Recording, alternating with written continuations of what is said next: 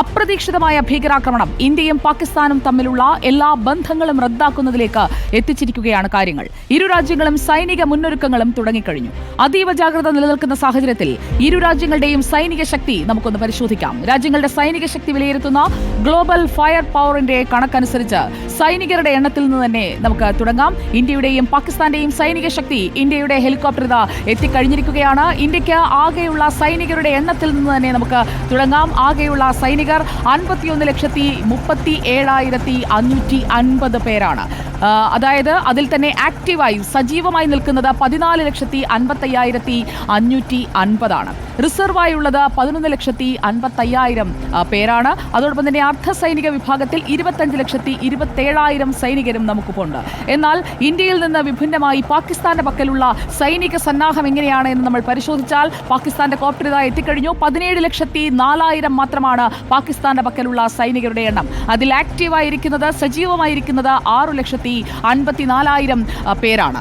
റിസർവായി പാകിസ്ഥാന്റെ കൈവശമുള്ളത് 5,50,000 സൈനികരും.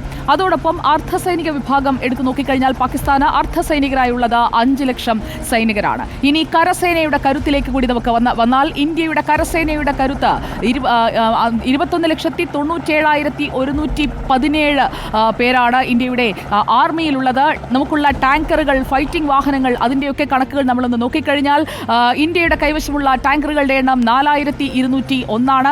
ഫൈറ്റിംഗ് വാഹനങ്ങൾ 1,48,594. ഇതിനോട് കിടപിടിക്കാൻ പാകിസ്ഥാന് കഴിയുമോ? പാകിസ്ഥാന്റെ കൈവശമുള്ള ആർമിയുടെയും അതോടൊപ്പം തന്നെ ടാങ്കറുകളുടെയും എണ്ണം എത്രയാണെന്ന് നമ്മൾ നോക്കിക്കഴിഞ്ഞാൽ ആർമിയിൽ പാകിസ്ഥാനുള്ളത് 13,11,500 സൈനികരാണ്.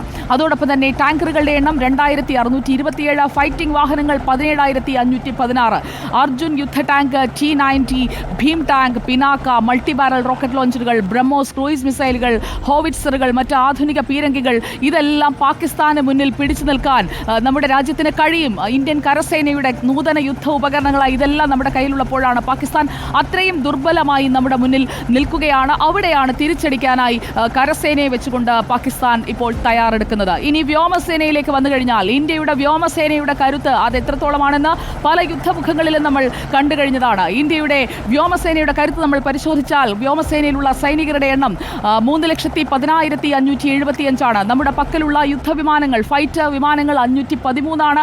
അറ്റാക്കിംഗ് വിമാനങ്ങൾ 130. അറ്റാക്കിംഗ് ഹെലികോപ്റ്ററുകളുടെ എണ്ണം 80. അതേസമയം പാകിസ്ഥാന്റെ പക്കലുള്ള വ്യോമസേന എത്രത്തോളം കരുത്തുള്ളതാണെന്ന് നമ്മൾ പരിശോധിച്ചാൽ ആകെയുള്ളത് 78,128 സൈനികർ മാത്രം. 328 ഫൈറ്റർ വിമാനങ്ങൾ, 90 അറ്റാക്ക് വിമാനങ്ങൾ, 57 അറ്റാക്ക് ഹെലികോപ്റ്ററുകൾ എന്നിവ മാത്രമാണ്. ഇന്ത്യൻ വ്യോമസേനയിലെ പ്രധാന യുദ്ധവിമാനങ്ങൾ നമുക്ക് പരിചിതമാണ്. Rafale, Mirage 2000, MiG-29, Sukhoi Su-30, MKI. ഇന്ത്യയുടെ വ്യോമസേനയെ ശക്തിപ്പെടുത്തുന്ന മിസൈൽ സംവിധാനങ്ങൾ ബ്രഹ്മോസ് മുതൽ ഇങ്ങോട്ടുണ്ട്. ബ്രഹ്മോസ് സൂപ്പർസോണിക് ക്രൂയിസ് മിസൈൽ, ഒപ്പം രുദ്രം റേഡിയേഷൻ വിരുദ്ധ missile, Astra air to air മിസൈലാണ്, നിർഭയ് സബ്സോണിക് ക്രൂയിസ് മിസൈലാണ്, ആകാശ് ഉപരിതല വ്യോമ പ്രതിരോധ സംവിധാനമാണ്. ഇതെല്ലാം കൊണ്ട് കരുത്തോടെ നിൽക്കുകയാണ് ഇന്ത്യൻ വ്യോമസേന. അവിടെയാണ് പാകിസ്ഥാൻ ആകാശമാർഗെ തിരിച്ചടിക്കാനായിട്ടുള്ള പദ്ധതി ഇപ്പോൾ ഇടുന്നത്. അതും പാളുമെന്നുറപ്പ്. ഇനി നമുക്ക് ജലത്തിലേക്ക് ഇറങ്ങാം. നാവികസേനയുടെ കരുത്തുകൂടി പാകിസ്ഥാൻ ഒന്ന് കണ്ടോളൂ. ഇന്ത്യൻ നാവികസേനയുടെ കരുത്തായി നമുക്കൊപ്പമുള്ളത് 1,42,252 സൈനികരാണ്. നാവികസേനയുടെ കൈവശമുള്ള യുദ്ധക്കപ്പലുകളുടെ എണ്ണം 14, വിമാനവാഹിനി കപ്പലുകൾ 2, മുങ്ങിക്കപ്പലുകൾ 18, ആണവ അന്തർവാഹിനികൾ. അത് ഇന്ത്യയുടെ സേനയുടെ ശക്തി കൂട്ടുന്നതാണ്. പാകിസ്ഥാന്റെ പക്കലുള്ളത് നാവികസേന 1,24,800 സൈനികർ, 9 യുദ്ധക്കപ്പലുകൾ, വിമാനവാഹിനികളില്ല, മുങ്ങിക്കപ്പലുകൾ 8. ഇത്രയും വെച്ചുകൊണ്ടാണ് പാകിസ്ഥാൻ ഇന്ത്യക്കെതിരെ യുദ്ധത്തിന് കോപ്പുകൂട്ടുന്നത്, അല്ലെങ്കിൽ തിരിച്ചടിക്കുമെന്ന് പറയുന്നത്. തിരിച്ചടിക്കുന്നത് എന്തിനാണെന്ന ചോദ്യം പാകിസ്ഥാനോട് ചോദിച്ചാൽ അവർ തന്നെ ചെയ്ത തെറ്റ്, ആ തെറ്റാണെന്ന് ഇന്ത്യ പറഞ്ഞതിന് ഇന്ത്യയോട് തിരിച്ചടിക്കാനായി വരികയാണ്.